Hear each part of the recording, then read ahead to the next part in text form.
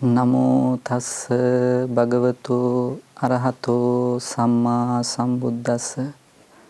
I pay my homage to the Blessed One, the Worthy One, the Supremely Enlightened One. Dear friends in the Dhamma, today on this occasion, I am gonna share with you a Dhamma matter regarding self-compassion. How one can be compassionate towards oneself. Very simply, how do you love yourself? But before starting the Dhamma talk, let me pay my respect to the chairman of this JAYA TV channel, Most Venerable Ududumbara Kashipatera, for giving a great service to the society by sharing the Dhamma. It's not only Dhamma, of course, it's education. It's about health and all other important things. So I pay my homage to him in the first place before starting. Okay, now let's move to the today's Dhamma talk. It's about, as I told you before, self-compassion. How can one be compassionate towards oneself? Of course, it's highly recognized that karuna or the compassion is highly recognized in Buddhism. Of course, the Buddha in this regard is well prominent. Buddha was Maha Karuna, Maha Karunika, the greatest person who has great compassion. Of course, he spent eons of eons, millions of years by sacrificing, dedicating his life for the well-being of other people, for alleviating other suffering. That's what we call fulfilling perfections, paramita. But he had a spiritual goal. It's not just sacrificing his life to other people for the sake of the happiness of other people.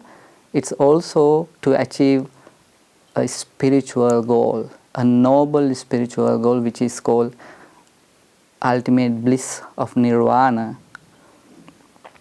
So he spent his life in this samsara for that two purposes. It's the goal of the bodhisattva achieving the spiritual life also included when we talk about the karuna or the compassion. Let me give you the very simple meaning of the karuna. As everybody knows, karuna is the feeling of not liking others' suffering or others' pain, or the feeling of alleviating the other's suffering, or bringing others to a pleasurable or happy state. That is what we call karuna. Paradukkhe sati sadhunang hadaya kampanang karotiti karuna. That is how the commentary defined the term karuna. The feeling of sympathy in front of the other's pain, other's suffering. But my discussion or my talk will be based on self-compassion, how one can be compassionate towards oneself. It's of course very common being compassionate towards others. That is highly discussed in the teaching of the Buddha. That is highly famous even among the Buddhists. But being compassionate towards oneself, or self-love or loving oneself, is what we have forgotten. So let's discuss something on self-compassion. So when I explain this matter, I want to highlight two important aspects of being compassionate towards oneself. When you love yourself, you have at most two aspects to receive, to gain. The first one is, when you love yourself, or when you are compassionate to your life, to yourself, you will not accumulate bad things. Very simply, you will refrain from doing bad. You will refrain from doing something which is called unwholesome, papa or akusala. That is one aspect of self-compassion.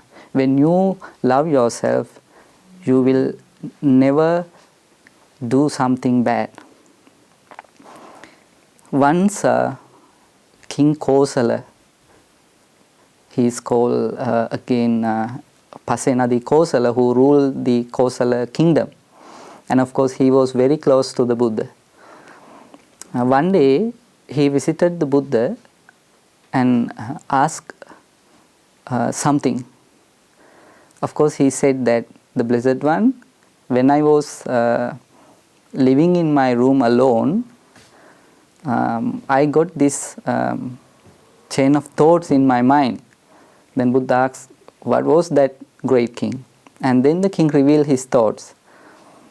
He said to the Buddha, the Blessed One, I felt that those who engage in bodily misconduct and those who engage in verbal misconduct and those who engage in physical misconduct and mental misconduct, he is unprotected. Even though he is having security forces around him to protect him, but the Blessed One, I felt that he is unprotected. So when the king Kosala explained this to the Buddha, the Blessed One accepted his thought, his idea. Of course, great king, that is true. That is exactly true. Those who engage in bodily, verbal and mental misconduct, he is unprotected. He is not protected by anyone. Although he is having many military forces to secure him, to protect him, he is unprotected. Why he is unprotected? Because when you do something bad, there are few aspects that you should consider. There are three kinds of negativities that you collect when you do something bad. The first negativity is, when you do something bad, you will get a kind of negative feedback from the society. That what we call social aspect or social effect. Let's take social effect. The social effect that you gain when you do something bad is not proper, it's not happy, because your fellow members, your wise friendships, and your, of course, parents and the teachers. And if you have very wise people as your friends or as your teachers, of course they would not appreciate your work, appreciate your behavior. Instead, they would censure you, they would blame you, they would criticize your behavior. So people will not appreciate your bad behavior. Let's take, you keep telling lie to people and it has become a habit of you. And what happened? Now suppose you are a business person or you are dealing with the customers. When you keep telling lies, people don't trust you. So it will be badly affect to your even professional career. And of course your associations, your friends, your relatives would definitely not appreciate it. So socially you get something negative feedbacks when you do something bad. And on the other hand, it's not only social aspect, even the psychological aspect or the psychological effect is important. When you do something inappropriate, or when you do something not proper, when you have a bad conduct or a bad behavior, you yourself start blaming you. You yourself start lamenting on the works that you have done. Let's take you gain something by telling lie, or you gain something by cheating person, your fellow workers, your co-workers maybe. You gain something.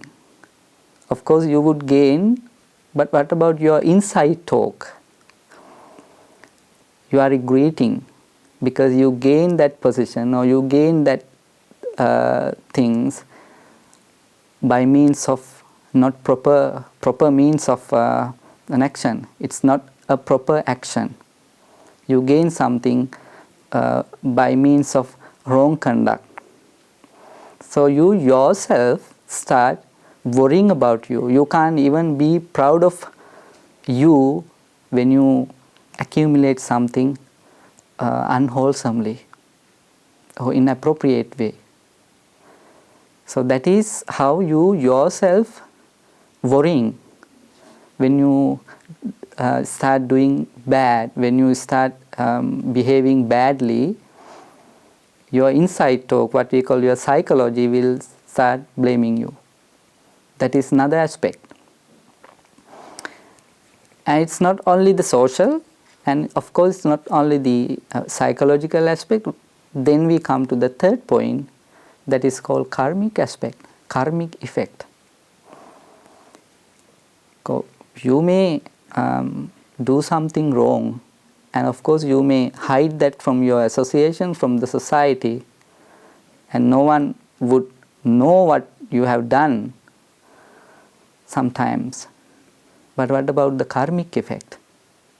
Can you avoid from your karma or the results that you have done? Whether it's a good thing or a bad thing, you can't anyway avoid or refrain from or get rid of from the karmic effect. So when you do something wrong, that would be badly affect to you in this life and of course hereafter. Of course you will have a miserable place to be born, and of course the sansaric life would not be happy, would not be pleasure. That is what we call karmic effect. So understanding those aspects, one should avoid doing bad things. If you are compassionate to yourself, that's what Buddha even explained in one of the stanzas in Dhammapada. So the Buddha explained that one who adheres to your life, one's life, he should not conduct any kind of, he should not collect any kind of unwholesome deeds. He should behave properly. Attanang chepyang janya rakkehiyanang surakkita tinna manya tarang yamang patijaggeya pandito. That is what the Buddha is teaching on self-compassion.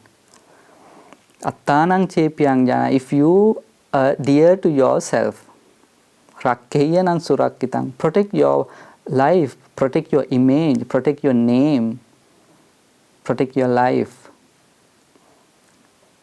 by avoiding doing bad things, by getting rid of doing unwholesome things. So that is the aspect, the first aspect of being compassionate to oneself. Of course you have to realize that The social aspect or the social effect is there when you do something wrong, and then the psychological effect is there, and of course the karmic effect is there. So I propose you to read the Petavattu, especially one of the books in Kuddaka Nikaya, the short length discourses. Petavattu means the stories related to the hungry goats, the people who did a lot of wrong things, who committed bad things, got the bad results. So read the books, and then of course you will realize the karmic effect, how it affect to your life. And then next thing is that when you compassionate to yourself, when you love yourself, the another main aspect is you start forgiving for your mistakes. It is believed that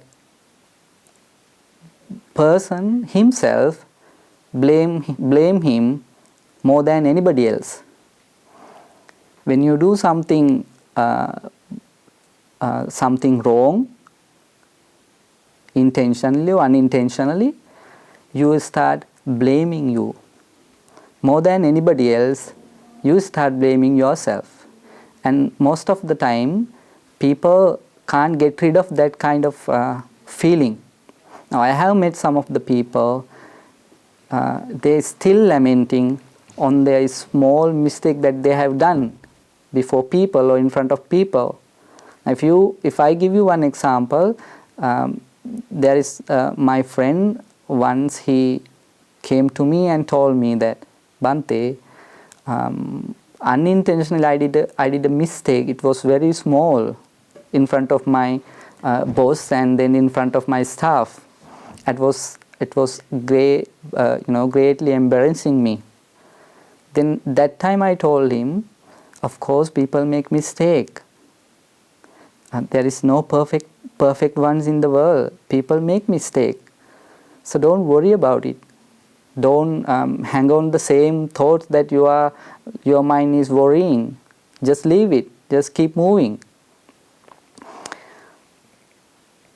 But of course I realized that it's very easy for me to tell him. It's very easy for me to forgive him for his mistake. But eventually, when I experience the same thing, when I go through the same experience, it was not that much easy for me to get rid of from. When I unintentionally did a mistake,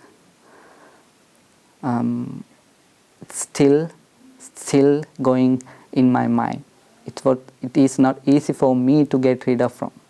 That because of we are not fully compassionate towards ourselves.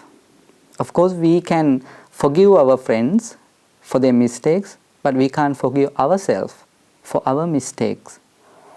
So being compassionate, so it says that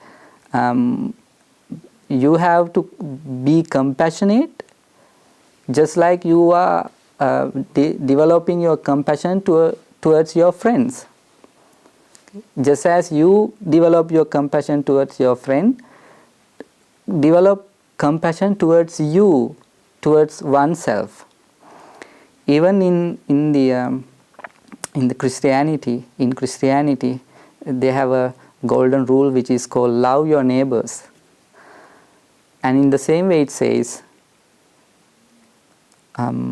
love your neighbors as you love yourself, and in return it says, love yourself as you love your neighbors.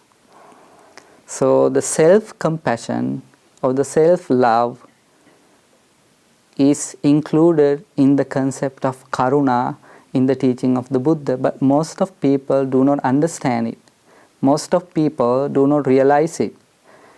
They are not willing to forgive their weaknesses, their mistakes. Instead, they are keeping worrying on the mistake instead of avoiding or instead of forgiving oneself. So my advice is, be compassionate towards you. Only you can be compassionate towards others when you become compassionate towards you. If you can love others, if you love yourself. Of course, your compassion be perfect when you are compassionate towards you. When you don't have compassion towards you, you can't completely or you can't properly, perfectly develop compassion towards other people. So it's, of course, you is important. You is important. Remember that you is important, or myself is important. Once Buddha said, Attana palipa palipanno param palipa palipannang uddaressatiti netang thana navijjati. Once Buddha said that you can't help someone to get rid of from the mud when you are sinking in the mud. So you have to come out from the mud in the first place to help somebody else, to help someone who is in the mud, who is sinking in the mud. So develop compassion towards you first, and then of course you can develop compassion towards the people. That's what we need to highlight. That's what we need to take from the life of the Buddha. Buddha, of course, was compassionate towards the other people, but in the same way he was compassionate towards him. That's why in the beginning I told you, he spent thousands and thousands of years, countless years, sacrificing his life for the well-being of other people, not without a reason, but of course with a reason. That reason was to attain the supreme bliss, or to attain the spiritual bliss, which is called nirvana. That was his purpose. He dedicated his life, he sacrificed his life to achieve that goal. Being compassionate towards him, he sent his compassion, or he spread his compassion towards other people. So your compassion, your love, yourself is rather important. So you can't love other people, you can't be compassionate towards other people without being compassionate towards you. So by wishing you all, I conclude my Dhamma talk. The merits that we accumulated throughout this Dhamma talk, and with the blessings of the Triple Gems, I wish you, may all beings be happy and be peaceful, be healthy, and may all beings attain the supreme bliss of Nibbana. Teruvan Saranai. May the Triple Gem bless you.